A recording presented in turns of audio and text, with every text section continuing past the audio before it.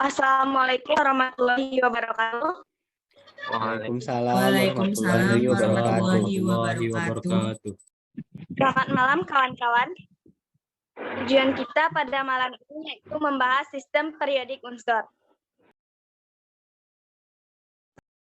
Pada tabel sistem periodik unsur terdapat beberapa bagian, yaitu sistem periodik unsur sendiri, jari-jari atom, titik leleh dan titik didih, energi ionisasi, afinitas elektron, keelektronegatifan, dan banyak lainnya.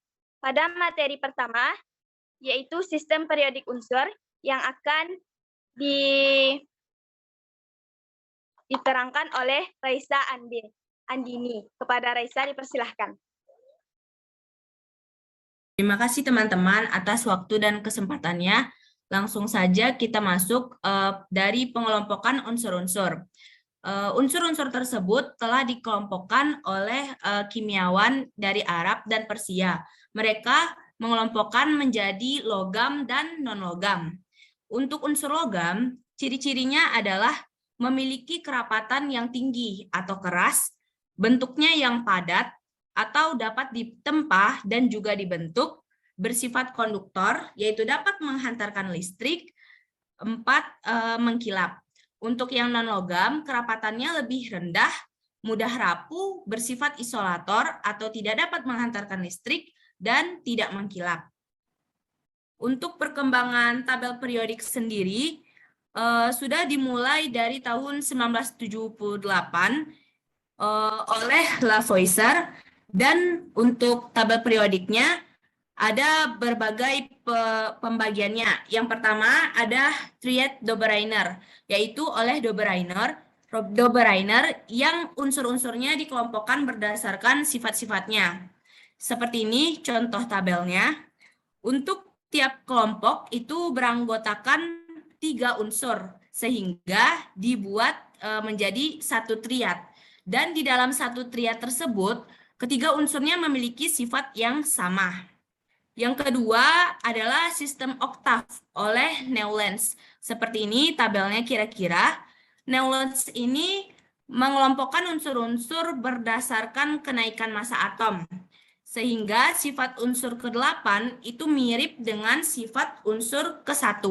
Karena terjadi pengulangan sifat setiap unsur ke-8. Sehingga ia disebut dengan hukum oktav. Contohnya seperti Li yang sesifat dengan Na maupun dengan unsur K. Untuk yang ketiga adalah sistem periodik pendek oleh Mendeleev. Mendeleev ini mengelompokkan unsur-unsur berdasarkan kenaikan massa atom. Secara horizontal membentuk baris yang disebut dengan periode, yaitu dari kiri ke kanan. Penyusunan pada periode akan berganti pada periode berikutnya jika terjadi pengulangan sifat unsur. Unsur-unsur dengan sifat yang mirip akan membentuk sebuah kolom yang disebut dengan golongan, yaitu dari atas ke bawah. Yang keempat, ada sistem periodik oleh Lothar Meyer. Lothar Meyer ini dia membentuk sistem periodik pertama yang digolongkan berdasarkan kenaikan massa atom dan juga kemiripan sifat unsur. Lothar Meyer ini bentuk sistem periodiknya ada yang horizontal dan juga ada yang vertikal. Seperti gambar berikut ini. Lalu ada sistem periodik dari Henry Moseley. Unsur-unsur yang disusun oleh Henry Moseley ini berdasarkan dari nomor atomnya, yaitu golongan disesuaikan dengan elektron valensi dan periode disesuaikan dengan jumlah kulit. Contohnya adalah seperti golongan K. Golongan K itu atau kalium memiliki nomor massa adalah 19. Oleh karena itu, elektron valensi dari konfigurasi elektron dari K itu adalah 2, 8, 8, dan 1. Maka didapat kulit atom terluarnya adalah 1 atau elektron valensinya 1 dari 2, 8, 8, 1. Sehingga periodenya adalah sehingga golongannya adalah 1A.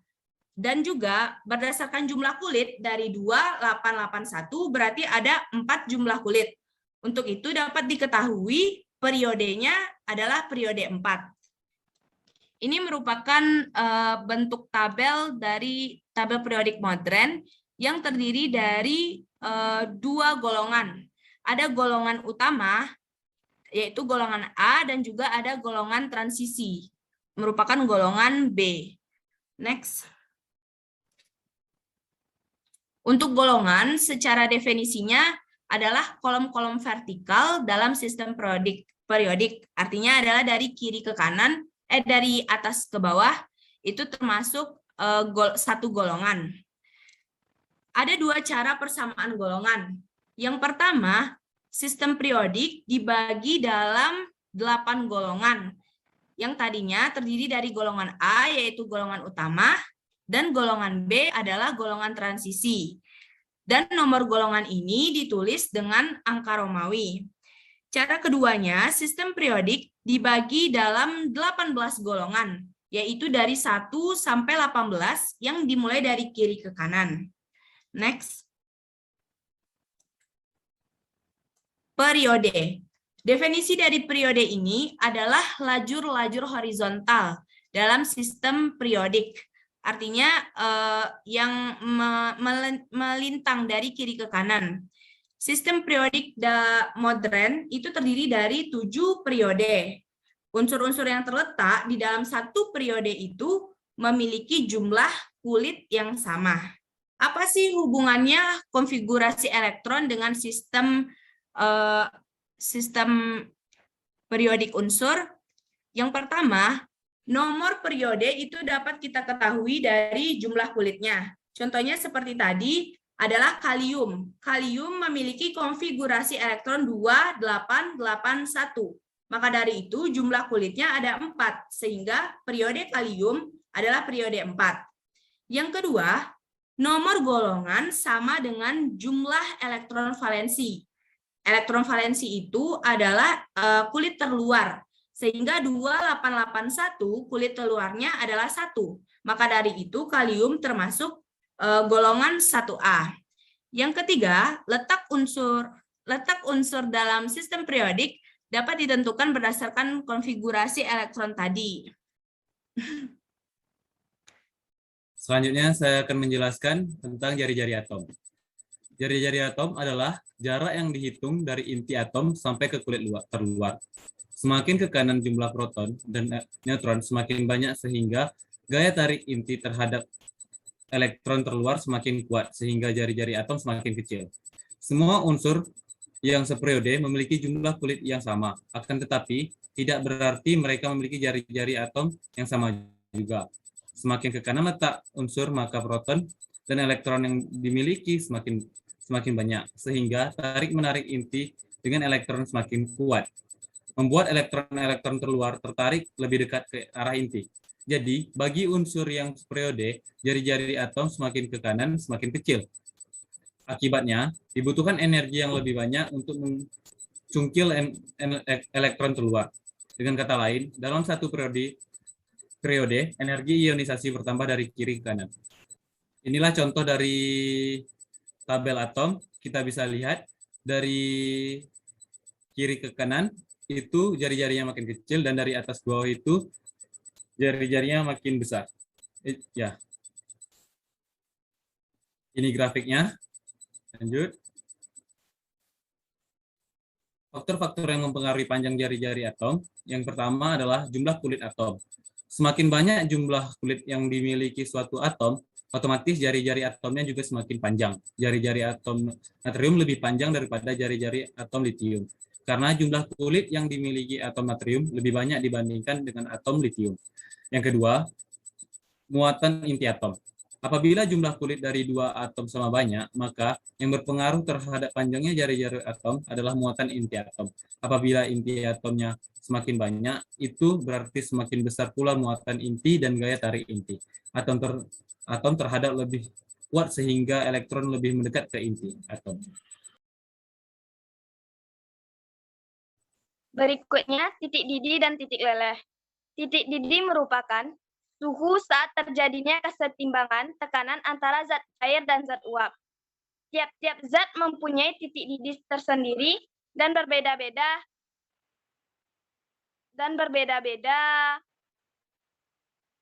tiap zatnya. Contohnya pada air dan alkohol memiliki titik didih yang berbeda pula. Next. Titik leleh. Titik leleh yaitu suhu saat berubahnya wujud dari padat menjadi cair. Seperti halnya titik didih, titik leleh juga memiliki setiap zat atau tiap bendanya memiliki titik leleh yang berbeda-beda. Contohnya titik leleh pada es berbeda dengan titik leleh pada asam cuka. Titik didih dan titik leleh merupakan salah satu sifat unsur periodik. Maksudnya, pada golongan unsur logam, titik didih dan titik lelehnya semakin ke bawah maka semakin rendah. Sedangkan pada unsur non-logam, titik leleh dan titik didihnya makin ke bawah maka semakin tinggi. Dalam suatu golongan yang sama, maka ada dua kecenderungan, di mana pada golongan 1A sampai 4A, titik leleh dan titik didihnya semakin rendah. Begitu pula pada golongan 4A sampai 8A, titik didih dan titik lelehnya makin tinggi. Selanjutnya, energi ionisasi. Energi ionisasi yaitu energi yang diperlukan untuk melepaskan elektron terluar dari suatu atom dalam wujud gas. Energi ionisasi merupakan salah satu contoh reaksi endoterm karena dalam proses reaksi endoterm tersebut membutuhkan energi. Oleh sebab itu, nilai dari energi ionisasi selalu positif. Nilai energi ionisasi dipengaruhi oleh beberapa faktor. Salah satunya ukuran jari-jari atom dan ukuran atom tersebut. Makin panjang jari-jari sebuah atom, maka semakin kecil pula energi ionisasinya. Begitu pula dengan ukuran atom tersebut. Semakin besar ukuran atom tersebut, maka semakin kecil pula energi ionisasinya. Dapat dilihat di tabel energi ionisasi ini untuk unsur golongan utama dari kiri ke kanan dalam satu periode energi ionisasinya itu makin besar, dan untuk unsur golongan utama dari atas ke bawah dalam satu golongan yaitu makin mengecil. Energi ionisasi pertama yaitu energi yang diperlukan untuk melepas elektron terluar dari suatu atom dalam wujud gas untuk menghasilkan ion gas dengan muatan positif. Contohnya itu aluminium dapat terionisasi menjadi aluminium dengan muatan positif ditambah satu elektron, dibutuhkan energi ionisasi sebesar 577 kJ per mol. Sedangkan energi ionisasi berlanjut yaitu energi ionisasi yang terjadi setelah energi ionisasi pertama. Contohnya itu aluminium dalam wujud gas dapat terionisasi menjadi ion aluminium dengan muatan positif. Lalu aluminium positif tersebut diionisasi kembali menjadi ion dengan aluminium dengan muatan 2+.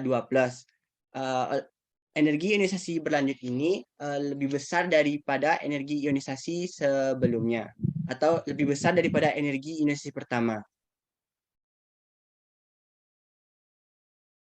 Afinitas elektron atau electron affinity yaitu besarnya energi yang dihasilkan atau dilepaskan apabila suatu atom menarik sebuah elektron. Ketika dalam berwujud gas, afinitas elektron juga dinyatakan dalam bentuk Kj, mol berpangkat negatif. Unsur yang memiliki afinitas elektron bertanda positif mempunyai kecenderungan lebih besar menyerap elektron daripada afinitas elektron bertanda negatif. Di dalam sistem periodikan unsur, afinitas elektron memiliki sifat 3 buah, yaitu pada satu periode, afinitas elektron cenderung bertambah dari kiri ke kanan. Pada suatu golongan, afinitas elektron cenderung berkurang dari atas sampai ke bawah. Yang ketiga yaitu semua unsur golongan kecuali golongan gas mulia dan alkali tanah, afinitas elektron terbesar dimiliki unsur halogen karena unsur tersebut paling mudah untuk menangkap elektron. Negatifan sendiri memiliki arti kemampuan suatu atom untuk menarik elektron dari atom lain. Dalam satu golongan, dari atas ke bawah, keelektronegativan semakin berkurang. Dalam satu periode, dari kiri ke kanan, keelektronegativan semakin bertambah. Semakin besar elektronegativan, unsur cenderung makin membentuk ion negatif. Sedangkan semakin kecil keelektronegativan, unsur cenderung makin sulit membentuk ion negatif dan cenderung membentuk ion positif. Perlu diingat bahwa golongan 8A tidak mempunyai negatifan. Hal ini dikarenakan golongan 8A sudah memiliki 8 elektron di kulit terluar. Jadi, keelektronegatifan terbesar berada di golongan 7A. Oke, saya serahkan kepada moderator. Baiklah, pada pembahasan kita tadi, maka dapat disimpulkan bahwa dalam satu golongan dari atas ke bawah, jari-jari atomnya semakin besar. Afinitas elektronnya pun semakin kecil. Energi ionisasinya pun juga semakin kecil. Dalam satu periode, dari kiri ke kanan, jari-jari atom semakin kecil, afinitas elektronnya semakin besar, dan energi ionisasinya juga semakin besar. Baiklah teman-teman, sekian pembahasan kita mengenai sistem periodik unsur pada malam ini. Semoga teman-teman mengerti dan paham. Terima kasih atas waktu teman-teman. Kita akhiri meeting ini pada malam ini. Sekian dan terima kasih.